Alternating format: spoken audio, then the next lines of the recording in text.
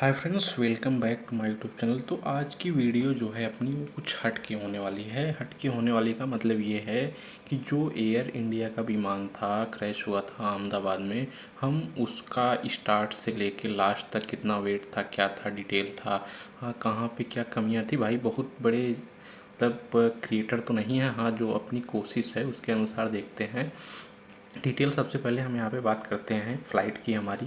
तो यहाँ से देखिए हमारी जो फ़्लाइट थी ये अपनी यहाँ पे फ़्लाइट थी ऑन जून 12 तारीख एयर इंडिया की 171 अहमदाबाद। ये बोइंग कंपनी की जहाज़ थी, ठीक है। ये अपनी जो प्लेन थी 787 ड्रीम लाइनर एयरक्राफ्ट थी।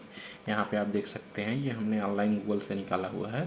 तो यहाँ पे ये अपनी फ़्लाइट थी, ठीक। तो अब जैसे ये एयरक्राफ्ट था बोइंग का, ये इतना इतना था, ठीक है।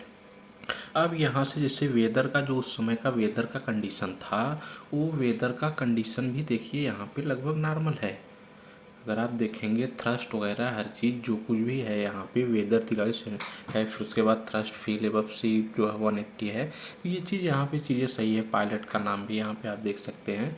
यहाँ पे जो आपका सुमित सब्रवाल सर थे, उनका 8200 आवर्स का फ्लाइंग का एक्सपीरियंस था। तो अब यहाँ पे एक्सीडेंट में हम देखते हैं कि जो यहाँ पे अपनी फ़्लाइट थी वो कितना 825 फीट के मतलब हो सकता है कि इतने ऊपर तक उड़ान भरी। कितने किलोमीटर के हिसाब से देखेंगे तो 300 किलोमीटर पर आवर के हिसाब से वो वहाँ से उड़ान भरती है अहमदाबाद एयरपोर्ट से, ठीक है। तो फिर उसके बाद अब इसमें टोटल जो डेट है यहाँ पे आप देख सकते हैं। तो यहाँ पे ये अपना 242 थे क्रू में पैसेंजर हो गए, इसमें 10 क्रू 2 पायलट हो गए। फिर उसके बाद वहाँ के जो सिविलियंस थे वगैरह ये सारा डिटेल हो गया। फिर उसके बाद देखिए यहाँ पे हम इसका वज़न की बात कर लेते हैं थोड़ा सा। अभी आप देखेंगे यहाँ पे जो फ्लाइट का टोटल वेट था वो बताया गया है 227 टन। अब देखिए बात यहीं पे आप अटकती है। 227 टन का मतलब ये हो गया, जैसे एक उदाहरण के तौर पे देखिए तो अपने यहाँ जैसे होता क्या है, एक टेलर मान लीजिए 22 चक्का टेलर होती है, मान लीजिए टाटा कंपनी की आप टेलर पकड़ लेते हैं। तो वो टेलर जो पासिंग होती है वो 55 टन होता है गाड़ी सहित। जो उसकी पासिंग होती है 55 टन होती है। और 227 टन यहाँ पे मतलब मान के चलिए कि यहाँ पे 4-5 उसके जैसे वजन यहाँ पे इंक्लूड था टोटल जहाज और ह्यूमन जो सामान वगैरह थे उसको लेके। तो फिलहाल अगर देखा जाए इतनी चीज़ थी। और एक चीज़ ये भी बताया गया है कि जो अपनी जहाज़ थी वो 13 साल मतलब 13 साल पुरानी थी। अब सबसे बड़ी बात यहाँ पे ये आ जाती है कि जैसे देखिए अभी आपकी कोई भी गाड़ी है, अगर आप एक नॉर्मल तौर से अगर लेते हैं कोई गाड़ी, तो मान के चलिएगा कि उसके अनुमान से अगर देखेंगे तो बहुत ज़्यादा 8 साल 10 साल। वैसे डीजल गाड़ियों का सरकार भी 10 साल पर बैन लगा दी है। फिलहाल 10 साल बैन लगाई है, लेकिन हर साल आपका आरटीओ का चक्कर लगाना पड़ेगा आपको। कोई भी गाड़ी आप लेते हैं तो हर साल अगर फिटनेस वाली गाड़ी है तो आप मरम्मत के लिए आपको आरटीओ के पास जाना पड़ेगा। भाई हम सिस्टम वाले हैं, हम जैसे जो नॉर्मल लोग हैं हमें ऐसे ही परेशान करेंगे। अगर जैसे यही देखा जाए तो यहाँ पे एयर इंडिया को ख़रीदा किसने? टाटा ने। अब जैसे एयर इंडिया की ये 13 साल पुरानी जहाज़ थी, तो क्या इस पर कुछ मेंटेनेंस हुआ? इसका कुछ मेंटेनेंस का खर्च था, क्या था, बिल था, इनवाइस था, ऐसा कुछ तो होगा। अगर आप अभी पिछले साल से देखेंगे या अब तक अपने यहाँ इंडिया में जितनी भी फ़्लाइट आप क्रैश का मामला देखेंगे उसमें सबसे ज़्यादा आपको बोइंग की जहाज़ आएगी। अभी इसी यहाँ पे देखिए सबसे ज़्यादा अभी हम आपको दिखा रहे हैं, ये हमारा क्या है, मेजर प्लेन एक्सीडेंट है। यहाँ पे देखिए ये major plane accident in India. अभी तक इंडिया में कितनी प्लेन एक्सीडेंट हुए हैं? तो यहाँ पे सबसे पहले देखिए ये 1 जनवरी 1978 में एयर इंडिया का किसका? ये बोइंग का विमान था, ठीक, फर्स्ट हो गया। फिर यहाँ पे दूसरा ऑन जून 23 1985 फ्लाइट ये फला ये भी किस कंपनी द्वारा है? बोइंग द्वारा है। गौर से देखते जाइएगा। फिर 19 अक्टूबर 1988 में एयर इंडिया की फ़्लाइट थी, ये किसके द्वारा बनी थी? बोइंग के द्वारा बनी थी। फिर फरवरी है 14 1990 में है, ये किसकी है? एयरबस की है, ठीक।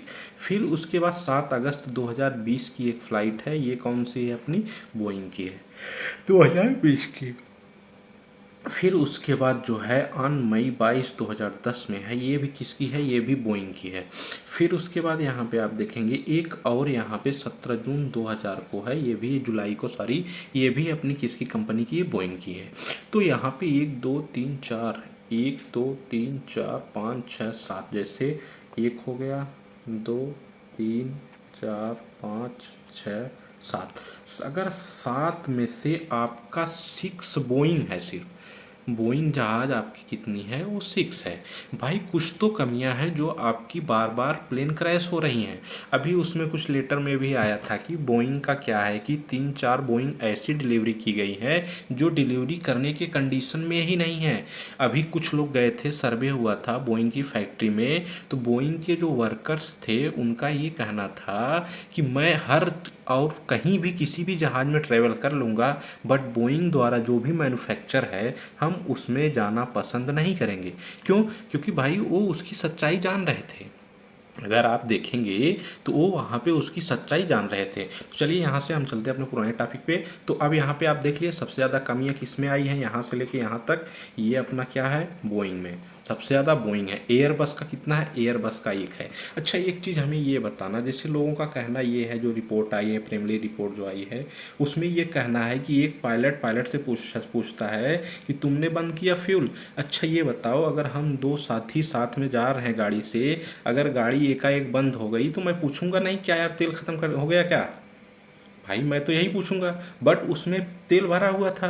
तो भाई अगर जैसे इंजन बंद होना था, मानते हैं थ्रस्ट कम हुआ, लेकिन क्या एक बार में वो दोनों जो है लीवर खींच सकता है कोई?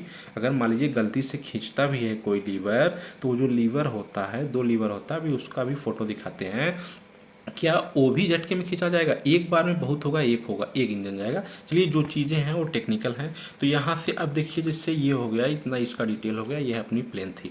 तो हम लोग उदाहरण पे थे टन पे। अब जैसे टन की बात अगर यहाँ पे अगर हम लोग करते हैं, तो यहाँ पे देखिए कितना बताया गया है, 227 टन। मतलब अगर 22 चक्का की आपकी 4 गाड़ियाँ आएंगी, तब भी लगभग मान के चलिएगा कि 7 टन कम पड़ेगा। अगर इतना वेट है, अगर मान लीजिए आप नॉर्मल गाड़ी लेते हैं तो 8 साल 10 साल जाते जाते उस वो समझिए एक तरह से ख़त्म है।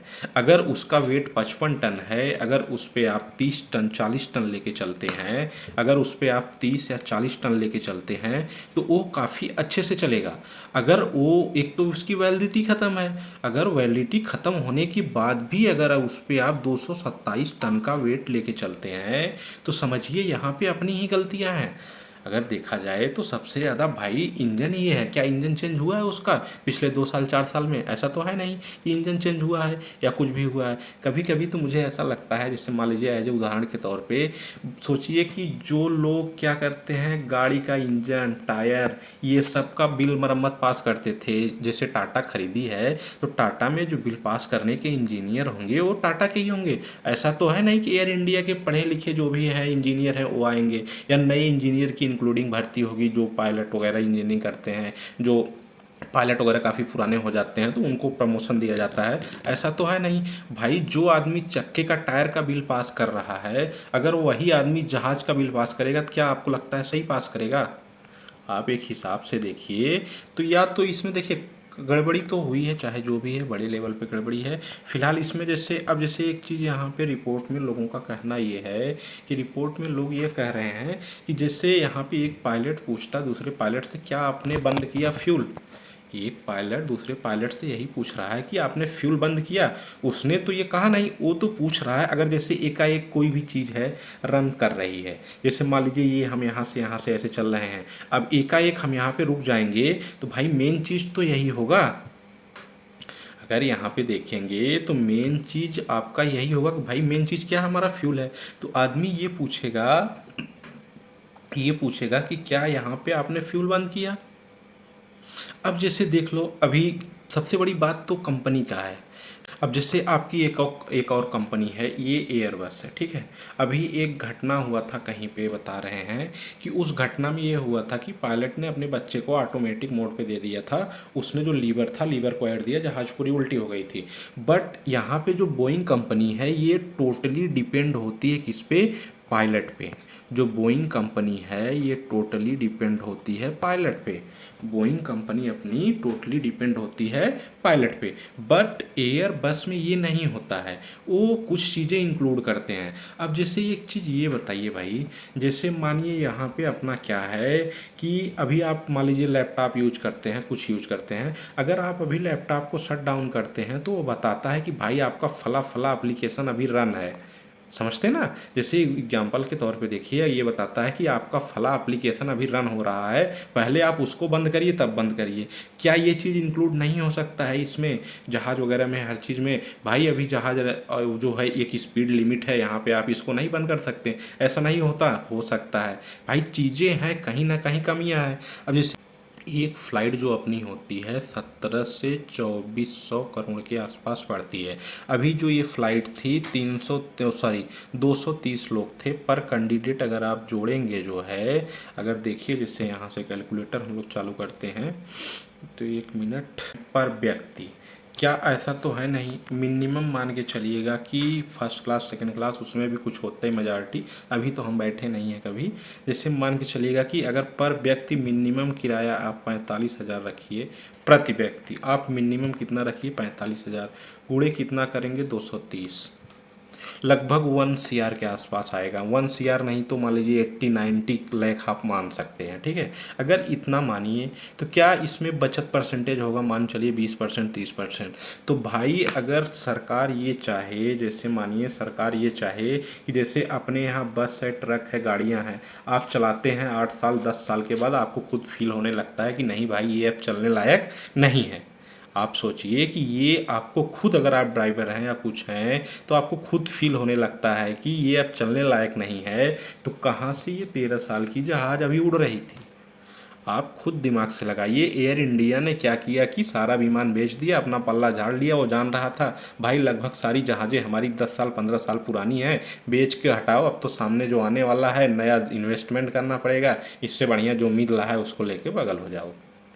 तो ऐसा तो है नहीं कि इसमें परसेंटेज अगर देख लीजिए 20% 30%, तो क्या एक जहाज़ महीने में 2 बार 3 बार नहीं जाती होगी? अगर मान लीजिए हर खर्च काट के देखा जाए तो अगर आप कोई गाड़ी भी लेते हैं, अगर उससे आप कमाते भी हैं तो मिनिमम आप 4 ईयर से 5 ईयर में ही आप जमा कर देते हैं, कमाते भी हैं, कुछ अपना बैलेंस भी करते हैं, होता है वो इतना गड़बड़ नहीं होता है। अगर 5 साल में मानिए ये जहाज़ क्या होती है, मान लीजिए गाड़ी को ही एग्जाम्पल के तौर पे अभी यहाँ पे लिए हैं, अगर 5 साल में यहाँ पे ये अपना पैसा देती है तो क्या 2 साल 3 साल चलाने के बाद उसे या सरकार को या जो भी कंपनियां हैं रिजेक्ट नहीं कर दें? रिजेक्ट न करें तो उसको न्यू तरीके से जो है जो कुछ भी है उसका वो कर सकते हैं। अब जैसे अब यहाँ पे हमें एक पीडीएफ मिला है, ये पीडीएफ हमने स्टडी से निकाला है, जो स्टडी आईक्यू वाले हैं लगभग उनका था। ये यहाँ पे फ़्लाइट का डिटेल उन्होंने दिया है, ये एक्सीडेंट का था।